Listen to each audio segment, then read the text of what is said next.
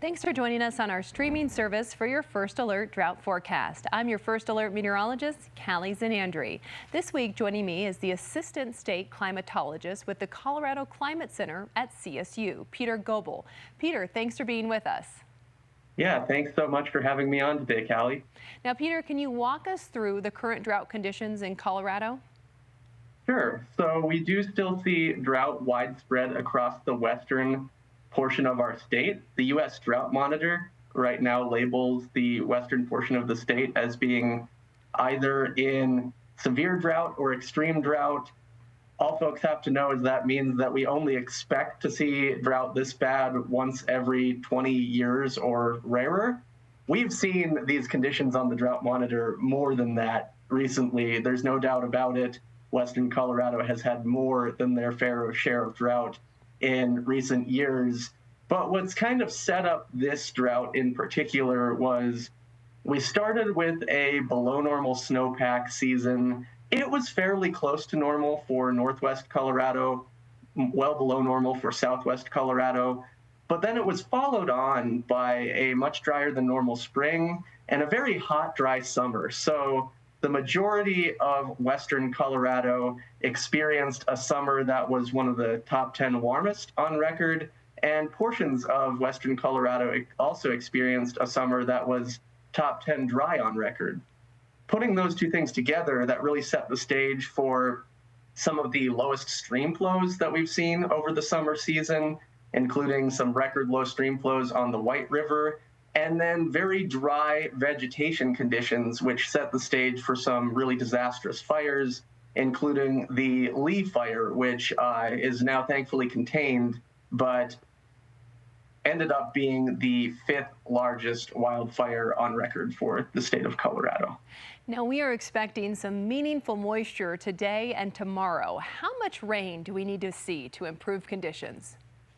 Yeah, so in fact, I think that a number of counties in southwest Colorado are on a flood watch today, and it looks like we could very well see some areas with 1 to 2 inches of moisture, maybe even small pockets higher than that over the next couple of days in southwestern Colorado.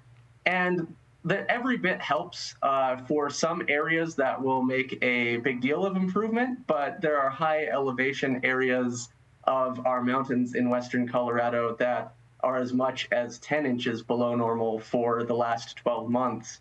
And so, you know, that's unlikely to be made up in just one storm. And in fact, you don't want to see that much moisture in just one storm. So we hope to make incremental improvements over the weeks to come. Now, how does this year compare to past droughts?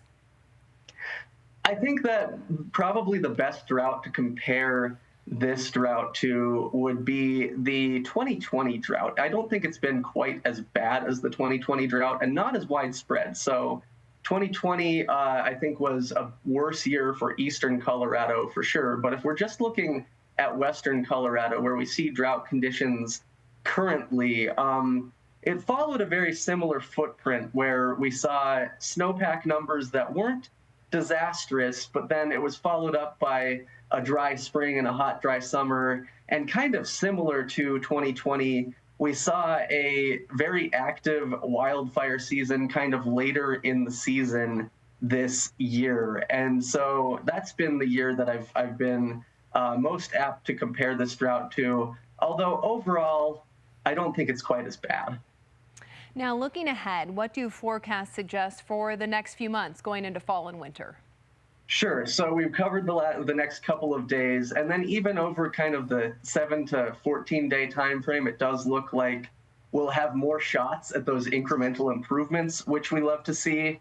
As we get into more seasonal type forecasting, looking at what could happen this fall or even this winter, things become a lot more uncertain because our weather models that we use to predict storms descend into chaos really after about 10 to 14 days. However, there are statistical relationships that we can leverage between other components of our Earth's climate system and the atmosphere to say something about fall or winter. And in particular, when we talk about these seasonal forecasts, we like to look at what's going on with El Nino or La Nina. So this winter looks like it's more than likely to be a La Nina year, which refers to a pattern where you have cooler than normal sea surface temperatures over the eastern equatorial Pacific Ocean.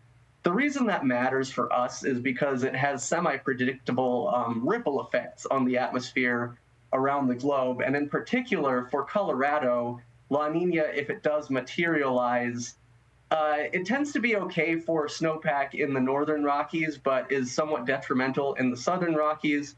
And then if it sticks around into spring, we do see a pretty strong statistical relationship between La Nina springs being drier than normal across the state. So hoping that we don't have a situation where it really lingers and we end up with more of a multi-year drought. But really anything could happen at this point. When I talk about seasonal forecasts, I like to say it's a bit like playing a game of poker with in the case of La Nina, a couple fewer aces and kings in the deck. So we might have a lower probability of getting a really good hand, but you still can get a really good hand.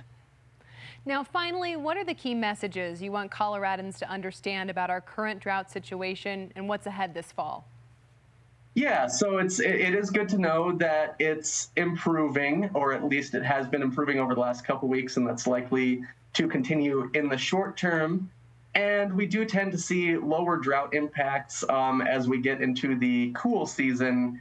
However, I guess the most important things to keep in mind just for the average citizen in a drought situation are to use water wisely, and please be mindful of any burn bans that are in place if you're recreating in the high country.